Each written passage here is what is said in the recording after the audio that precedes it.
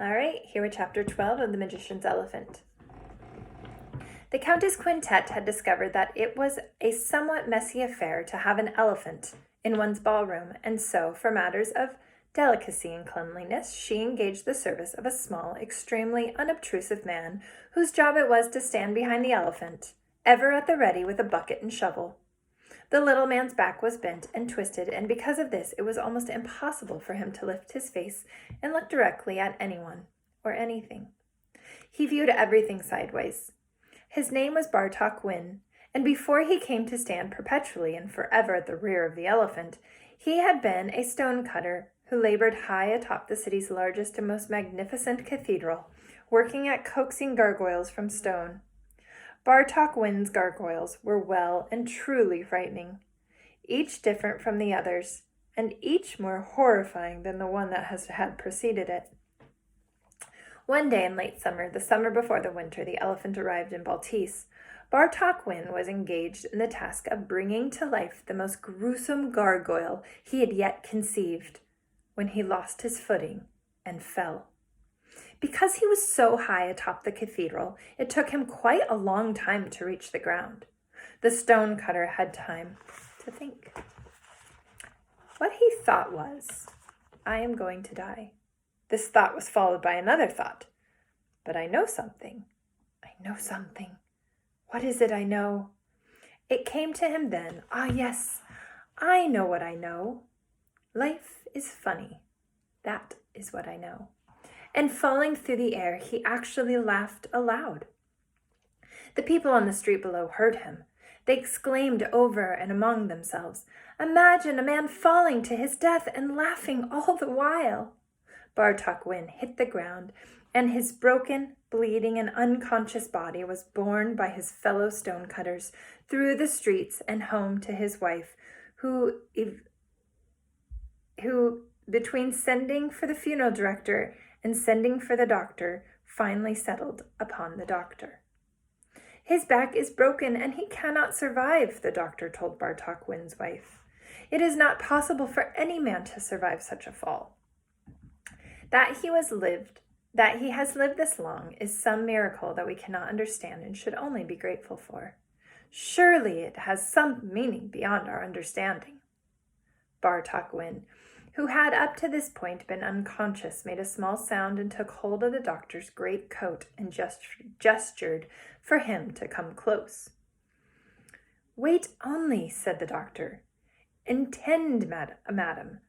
Now he will deliver the words, the important words, the great message that he has been spared in order to speak. You may give those words to me, sir. Give them to me.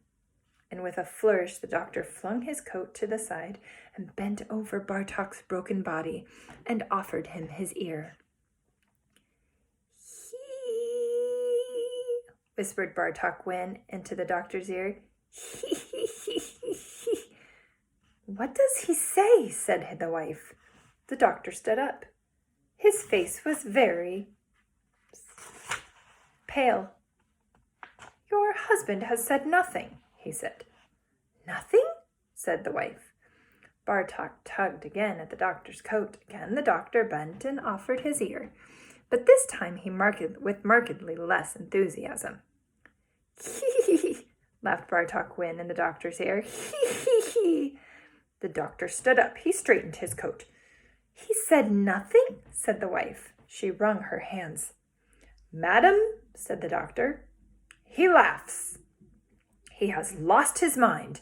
His life is to follow. I tell you, he cannot live. But the stonecutter's broken back healed in its strange and crooked way, and he lived. Before the fall, Bartok Wynn was a dour man who measured 5 feet 9 inches and who had laughed at most once a fortnight. After the fall, he measured 4'11" inches, and he laughed darkly, knowingly, daily, hourly, at everything and nothing at all. The whole of his existence struck him as cause for hilarity. He went back to work high atop the cathedral. He held the chisel in his hand. He stood before the stone, but he could not stop laughing long enough to coax anything from it. He laughed and laughed. His hand shook. The stone remained untouched. The gargoyles did not appear, and Bartok Win was dismissed from his job.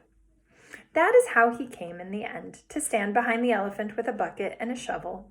His new position in life did not at all in any way diminish his propensity for hilarity. If anything, if possible, he laughed more. He laughed harder. Bartok Win laughed. And so when Peter, late in the day, in the perpetual, unvarying gloom of the Baltesian winter afternoon, finally stepped through the elephant door and into the brightly lit ballroom of the Countess Quintet, what he heard was laughter. The elephant at first was not visible to him. There were so many people gathered around her that she was obscured entirely, but then, as Peter got closer and closer still, she was finally and at last revealed. She was both larger and smaller than he had expected her to be, and the slight of her head hung low, her eyes closed, made his heart feel tight in his chest. "Move along!" shouted a small man with a shovel. You must move along so that everyone may view the elephant." Peter took his hat from his head. He held it over his heart. He inched close enough to put his hand on the rough, solid flank of the elephant.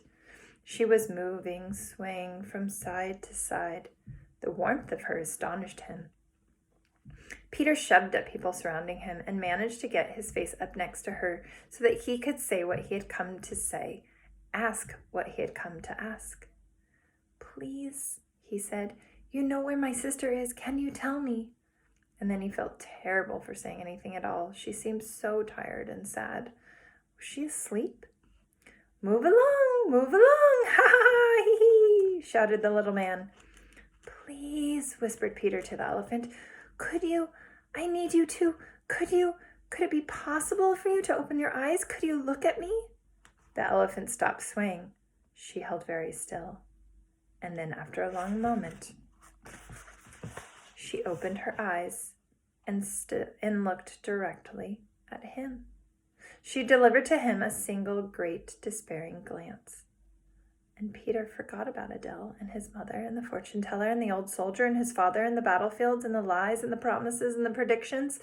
He forgot about everything except for the terrible truth of what he saw, what he understood in the elephant's eyes. She was heartbroken. She must go home. The elephant must go home, or she would surely die. As for the elephant, when she opened her eyes and saw the boy, she felt a small shock go through her. He was looking at her as if he knew her. He was looking at her as if he understood. For the first time since she had come through the roof of the opera house, the elephant felt something akin to hope. Here is the picture of Peter and the elephant.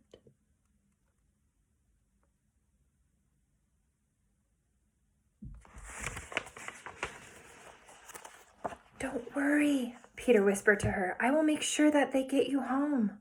She stared at him. "I promise," said Peter. "Next!" shouted the little man with the shovel.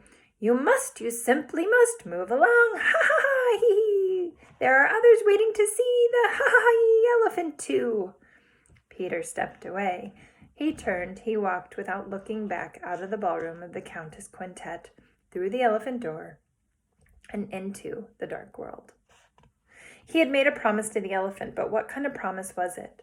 It was the worst kind of promise. It was yet another promise that he could not keep. How could he, Peter, make sure that an elephant got home? He did not even know where the elephant's home was. Was it Africa? India? Where was this place? And how could he get an elephant there? He might just as well have promised the elephant that he would secure for her an enormous set of wings. "It is horrible what I have done," thought Peter. "It is terrible. I should never have promised, nor should have I asked the fortune teller my question.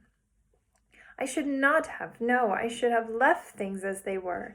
And what the magician did was a terrible thing too. He should never have brought the elephant here. I am glad that he is in prison. They should never, ever let him out. He is a terrible man to do such a terrible thing." And then Peter was struck by a thought so wondrous that he stopped walking. He put his hat on his head He took it off. He put it back on again. The magician. If the world held a magic powerful enough to make the elephant appear, then there must too exist magic in equal measure, magic powerful enough to undo what had been done. There must be magic that could send the elephant home. The magician, said Peter out loud, and then he said, Leo Matinee. He put his hat on his head, and he began to run. Right, that brings us to chapter 13. I will see you again soon. Bye-bye.